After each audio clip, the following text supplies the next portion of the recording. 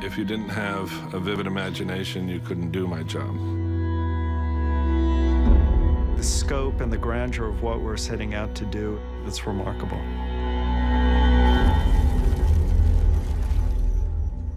VFX brings all the components that can't be shot in the normal course of production.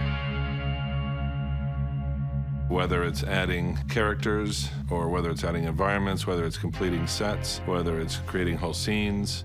There are worlds that are much larger than we can manufacture on a soundstage or even at a location. And visual effects adds that end of the storytelling, allows us to see Jamie on a ship sailing into King's Landing Harbor, or Danny riding off on a fire-breathing dragon.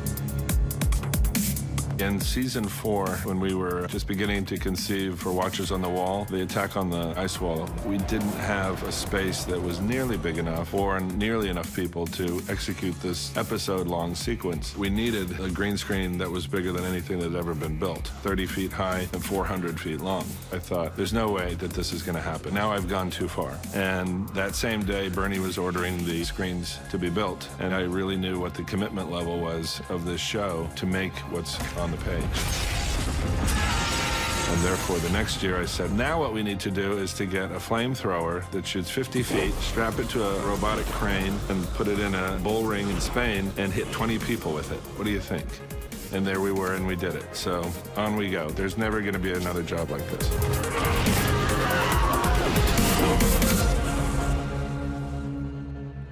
The visual effects industry has become very computer-reliant and technological, but one of the things we like to rely on is shooting organic elements. When we shoot our fire-breathing dragons, we shoot fire.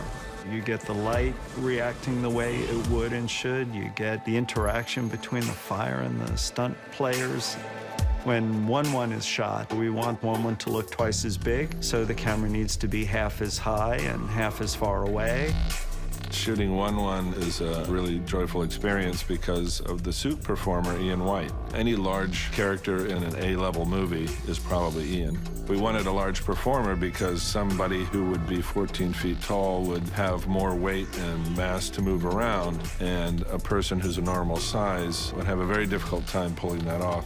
There's a great deal of time spent figuring out the camera angles and the camera lenses, all of which is based on the creative process and first starting out in previs, where you're basically a one-person film crew in a box where you can build the set and light the set and create the characters and move them around, but then you have to sit down and figure it out.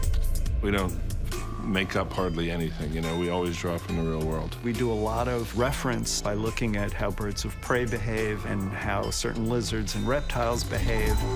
The best compliment that we can receive in visual effects is to be invisible. You know, if anything behaves in a strange way, it doesn't only blow the shot, it blows the scene. We can't cause the audience to blink at any point, so our work has to really, really be great. And that's, you know, grown as the things that we need to depict have gotten bigger. Every skirmish has gotten bigger, then it was larger armies, then larger armies, then larger armies. Our dragons have quintupled or more in size.